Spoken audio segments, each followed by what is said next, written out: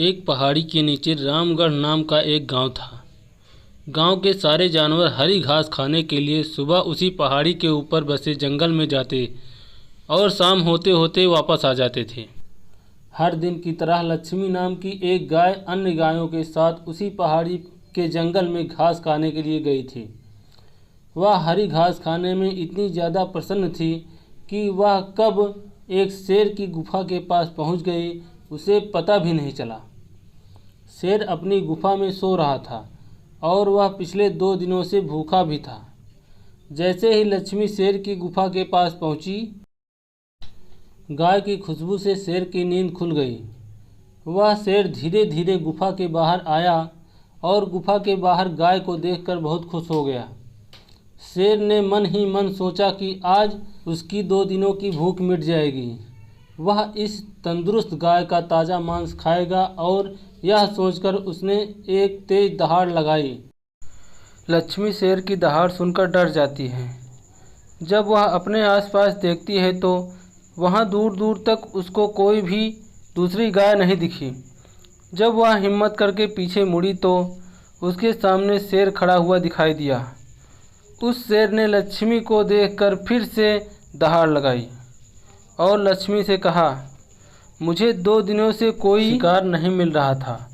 मैं भूखा था, शायद इसीलिए भगवान ने मेरा पेट भरने के लिए तुझे मेरे पास भेजा है। आज मैं तुझे खाकर अपनी भूख मिटाऊंगा। शेर की बात सुनकर लक्ष्मी डर जाती है और रोते हुए शेर से कहती है, मुझे जाने दो, मुझे मत खाओ। मेरा एक छोटा सा बच्चा है जो अभी सिर्फ मेरा दूध पीता है और उसे घास खाना अभी तक नहीं आया है। लक्ष्मी की बात सुनकर शेर हंसते हुए कहता है, तो क्या मैं हाथ में आए हुए शिकार को ऐसे ही जाने दूं? मैं तो आज तुझे खाकर अपनी 2 दिनों की भूख मिटाऊंगा। शेर के ऐसा कहने पर लक्ष्मी उसके सामने रोने लगी और विनती करते हुए कहती है कि आज मुझे जाने दो। मैं आज अपने बछड़े को आखिरी बार दूध पिला दूंगी और उसे बहुत सारा प्यार करके कल सुबह होते ही तुम्हारे पास आ जाऊंगी। फिर तुम मुझे खा लेना और अपना भूखा पेट भर लेना। शेर लक्ष्मी की यह बात मान जाता है और धमकी देते हुए कहता है कि अगर कल तू नहीं आई तो मैं तेरे गांव आऊँगा, फिर तुझे और तेरे बेटे दोनों के खा जाऊँगा। लक्ष्मी शेर की यह बात सुनकर खुश हो जाती है और शेर को अपना वचन देकर गांव वापस चली आती है। वहां से वह सीधे अपने बछड़े के पास जाती है, उसे दूध पिलाती है और बहुत सारा प्यार करती है। फिर बछड़े को शेर के साथ हुई सारी घटना को बताती है और कहती है कि उसे अब अपना ख्याल खुद रखना होगा। वह कल सुबह होते ही अपना वचन पूरा करने के लिए शेर के पास चली जाएगी। अपनी माँ की बात सुनकर बछड़ा रोने लगता है।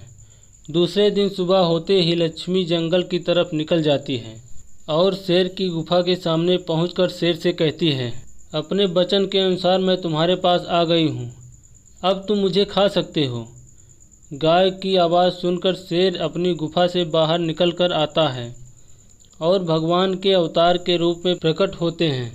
वह लक्ष्मी से कहते हैं, मैं तो बस तुम्हारी परीक्षा ले रहा था, तुम अपने वचन की पक्की हो। मैं तुमसे बहुत प्रसन्न हुआ।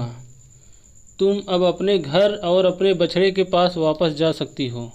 इसके बाद वे उस गाय को गौ माता होने का वरदान भी देते हैं और उसी दिन के बाद से सभी गायों को गौ माता कहना शुरू कर देते हैं। तो फ्रेंड, कैसी लगी कहानी पसंद आई हो तो वीडियो को लाइक करिए, शेयर करिए। अगर आप हमारे चैनल पर पहली बार आए हैं तो चैनल को सब्सक्राइब करिए।